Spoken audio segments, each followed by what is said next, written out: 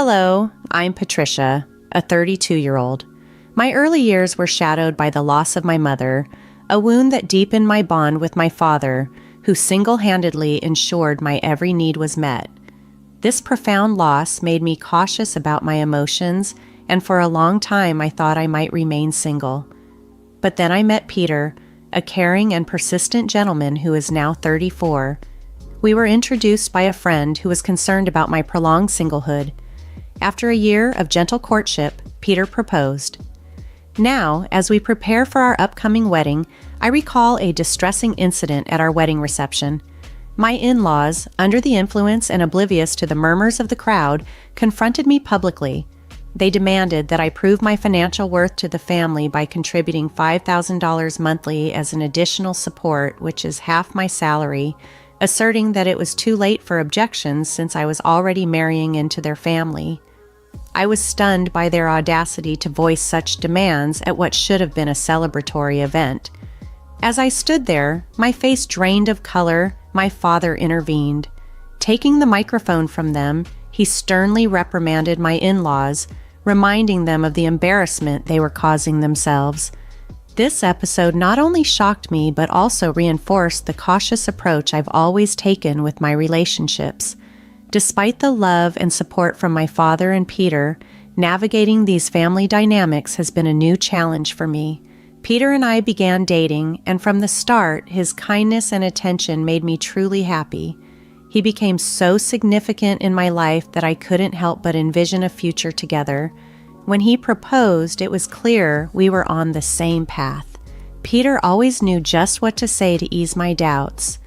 "Don't worry if you're uncertain about something. I'll be here for you until you feel better. I love you, Patricia. You can always rely on me," he would assure me.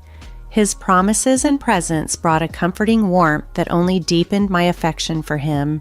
When I shared the news of our engagement with my dad, his joy overflowed. He even shed tears. "Wow, Patricia, you're finally tying the knot. I'm over the moon for you," he exclaimed. We shared a lighthearted moment when I teased him for being so dramatic, a side of him I rarely saw. "I used to worry you might never settle down," he admitted. It was a surprise to hear his concerns, but it only showed his deep care for me. His warm congratulations meant everything, especially knowing the sacrifices he'd made raising me alone. As Peter and I dove into wedding planning, our lives were a whirlwind of activity. Our jobs filled our weekdays, and weekends were dedicated to organizing our big day. Free time became a rare luxury. Eventually, we found a day to visit Peter's parents for the first time since our engagement. Despite our hectic schedules, we were eager to visit happen. As we arrived at his parents' house, nerves fluttered in my stomach. Peter noticed and reassured me with a comforting smile. "Don't worry, my parents are really kind." His words eased my anxiety slightly as I rang the doorbell. It was Peter's mother who greeted us. "Mom, I'm home," Peter announced cheerfully. "Welcome home, Peter. It's so nice of you to come," she responded warmly to him. I followed with a polite introduction. "Nice to meet you. I'm Patricia, Peter's fiancée." Her initial warmth towards Peter cooled somewhat as she turned to me. The smile she offered was polite but lacked the warmth she had shown her son, and her gaze held a hint of scrutiny. This subtle shift in demeanor left me feeling slightly uneasy as we stepped inside.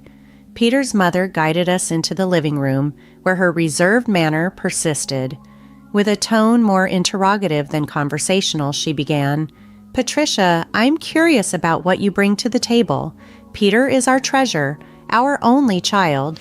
If you're going to marry him, you must be suitable. Are you worthy of him?" Her directness caught me off guard.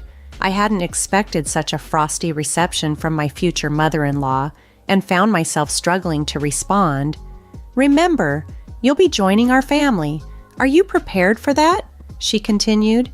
While marrying Peter indeed meant becoming part of his family, the high expectations she placed on me seemed unreasonable.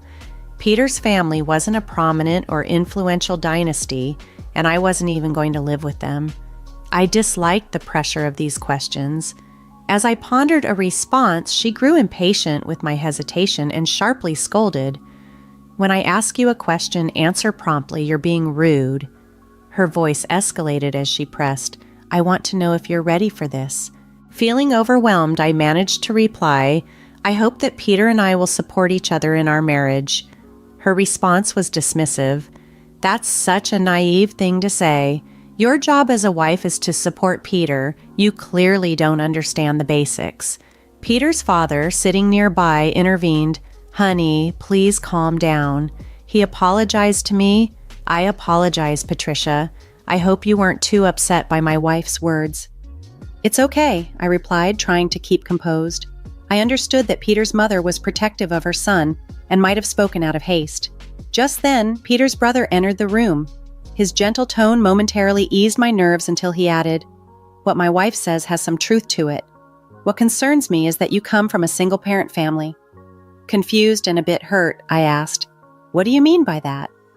"Well, being raised by just one parent doesn't have a good public image.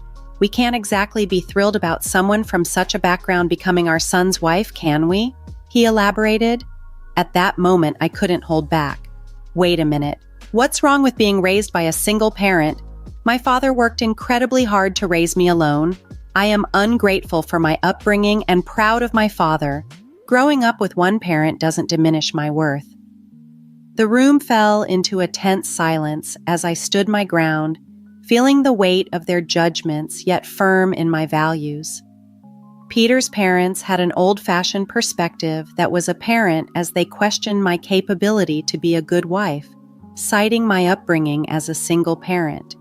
They expressed doubts about whether I had learned the essential skills like managing household chores. I responded with conviction. "I help my father a lot with household chores. I can also cook pretty well, so please don't make assumptions about me." Despite my clear explanation, they seemed to dismiss my words and proceeded to lay down conditions for our marriage.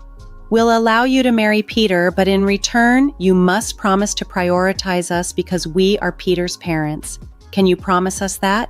they demanded. I was taken aback by their request. It felt more like a transaction than a blessing. Later that evening, I felt sidelined by their dominating attitude and decided to share my concerns with Peter. "Hey, Peter, do your parents always talk to people like that?" I asked, hoping for some understanding. Peter seemed unfazed. "What's wrong with how they talk?"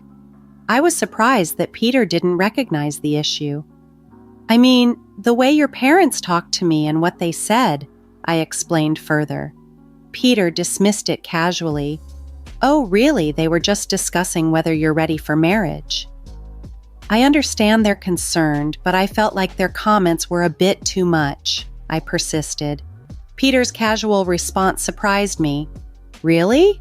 What do you think they said wrong? They'd given us their blessing, so let's not dwell on it." Though I agreed outwardly, "Yeah, you're right," inside, I couldn't shake off the unease that Peter seemed to align more with his parents than with me. It was deeply troubling. Sensing my discomfort, Peter tried to reassure me, pulling me into a hug.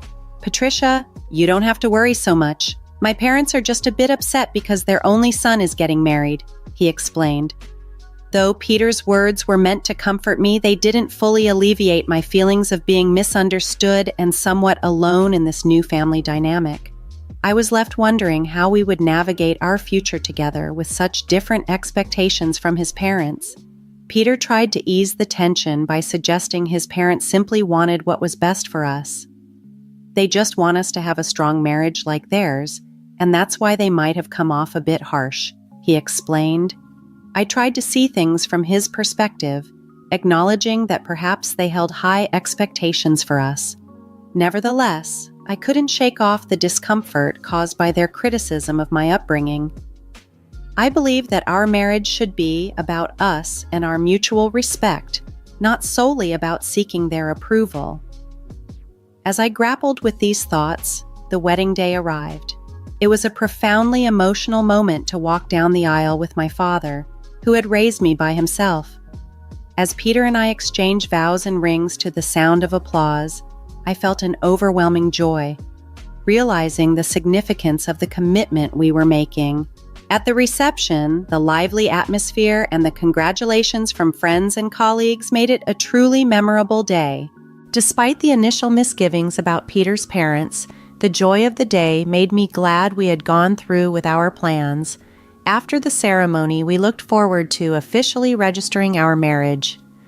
The day was filled with cherished moments, but as we prepared to greet our guests, I noticed Peter's parents were visibly intoxicated, their behavior slightly erratic, which made me uneasy. During the reception, an uncomfortable moment unfolded when Peter's mother, a bit too forcefully, pulled me aside and in a commanding tone said, "Patricia, listen to me. After this wedding, you are going to dedicate yourself entirely to us. Get ready because we will test you rigorously." Some guests chuckled, thinking it was a joke. Shortly after, Peter's father took the microphone, glanced at me, and remarked, "Patricia, aren't you ashamed to wear a dress like that? It doesn't suit you at all." His tone was sharp, and Peter's mother added, "Dear, you should tell her the truth." The mood among the guests shifted. Whispers grew louder, some in disbelief, others in discomfort. I turned to Peter, hoping for his support, expecting him to address his parents' rude remarks. However, to my dismay, he remained silent, later saying he couldn't do anything about it and didn't believe his parents were in the wrong. This response was disheartening. It made me realize the challenges we might face as a couple, especially regarding his parents' influence and our differing perspectives on handling family conflicts. As we moved through the day, I knew this issue would need more discussion and understanding if we were to build a strong, unified future together. In the wedding hall's bustling atmosphere, a harsh reality struck me.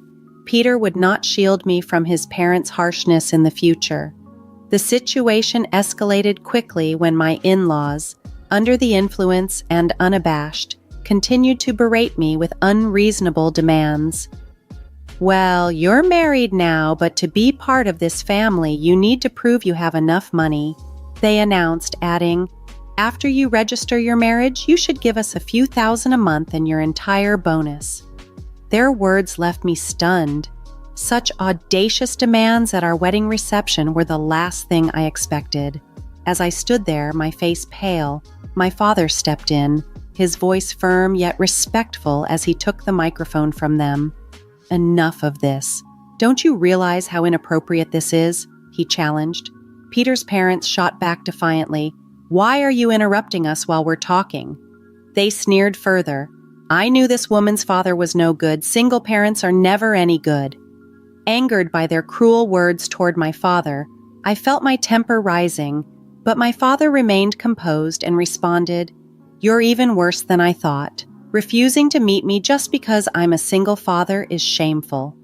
I never expected such bigotry from people associated with a respected figure. "I assume President Donald's employees would be more decent," my father continued. The mention of President Donald seemed to startle my father-in-law. "How do you know President Donald?" he asked, his tone shifting to one of concern. "He's a business partner of my company and, more importantly, an old friend of mine," my father clarified. He then added, "And speaking of single parents, President Donald himself was raised by his mother alone, so your comments have inadvertently insulted the president of the company you work for." As realization dawned on their faces, the gravity of their blunder became apparent. My father-in-law's demeanor changed drastically, from assertive to pleading as he dropped to his knees. "I apologize, sir.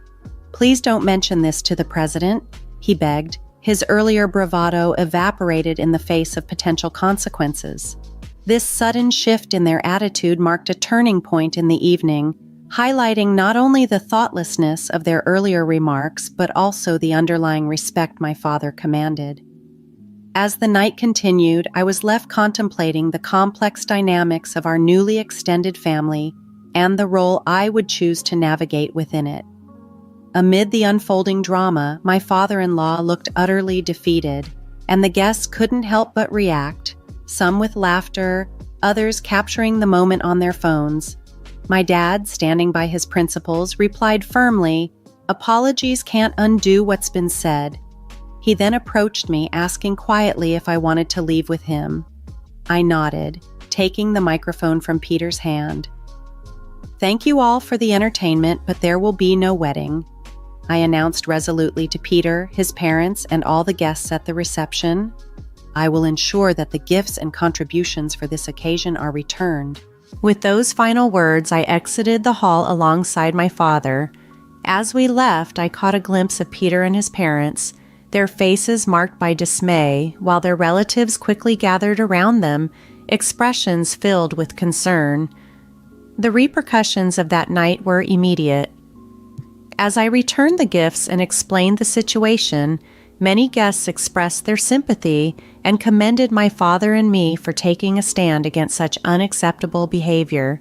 They appreciated our integrity in not allowing ourselves to be manipulated by such offensive demands. The incident didn't just leave a personal mark, it rippled through Peter's professional life as well. Colleagues who had attended the wedding began to view him differently, tarnishing his reputation due to his inability to defend me against his parents' unreasonable actions. The embarrassment became so overwhelming that Peter felt compelled to resign from his position. Moreover, the president of the company where my father-in-law worked got wind of the fiasco. The fallout was severe.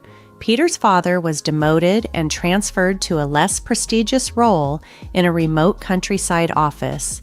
Peter's family also faced social repercussions, becoming somewhat ostracized by their relatives due to the scandal. It was a regrettable series of events, but sometimes the consequences of one's actions are unavoidable.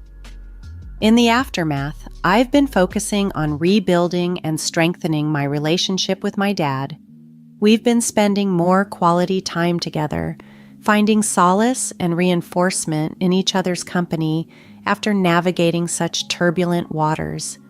The recent upheaval in my personal life has brought me even closer to my father, deepening my appreciation for everything he's done for me. One day, he invited me for a heart-to-heart conversation that took an unexpected turn. "Patricia, have you ever considered taking over the business?" He asked, his face a canvas of hope and earnestness. Caught off guard, I hesitated. "Are you suggesting?" I trailed off, unsure of where he was leading the conversation. He smiled slightly. "Why don't you work towards becoming the president of my company?" It was a significant proposal, and from his tone, it was clear he believed I was ready for the challenge. "I'll do my best," I promised, a flurry of excitement and nervousness swirling within me.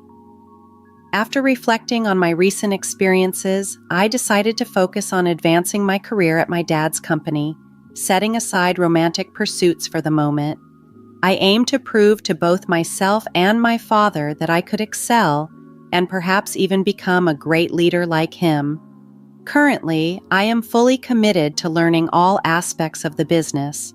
The work is demanding but immensely rewarding, and I'm eager to embrace every opportunity that comes my way.